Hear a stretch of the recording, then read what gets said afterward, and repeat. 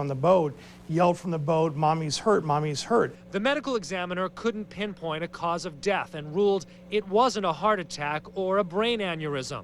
Brad Perkins is convinced a blood clot formed in Karen's leg from the airline seat on the long flight down. He says once she started kicking in the water, the clot was jarred loose and lodged in her lungs, stopping the flow of blood and oxygen. Flying on an airplane poses a particular problem. Rarely at home do you sit cramped in a very small, tight seat with not a lot of leg room. Doctors call the clotting deep vein thrombosis, or DVT, but its catchy new nickname is economy class syndrome, though experts agree a clot can form in any type of seat.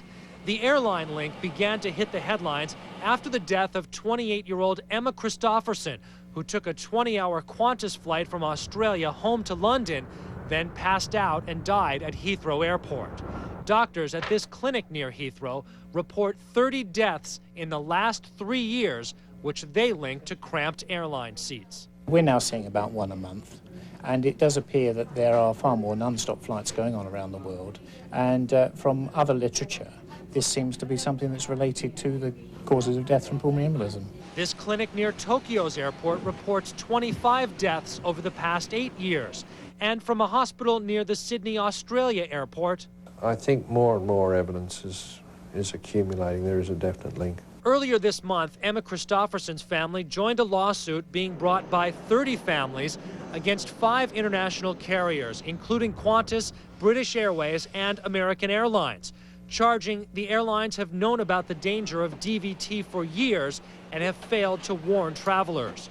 British Airways recently began putting warnings in the in-flight video and now lists exercises to avoid DVT on the safety card put in each seat pocket.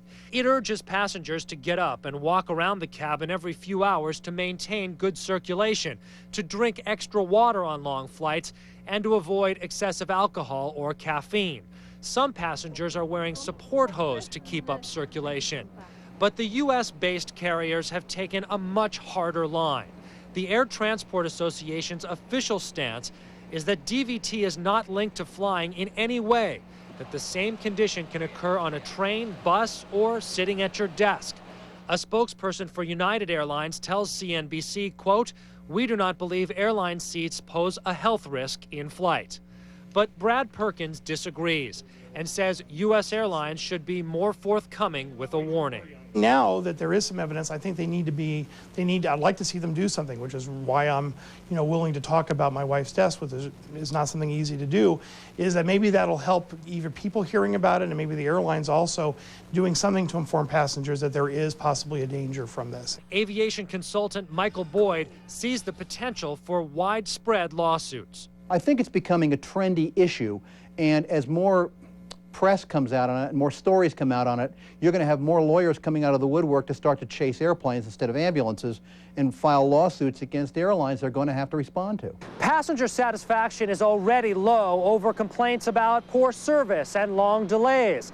Some say that could make potential jurors even more sympathetic to plaintiffs who bring lawsuits over cramped seating in coach. Any jury out there probably has 2, 3, or 4 members that really would like to get even with airlines. And this goes in front of a jury, they're in trouble.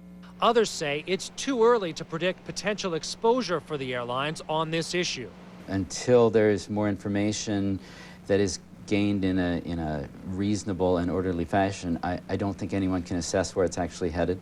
The next step is a 2-year, $11 million study just announced by the World Health Organization.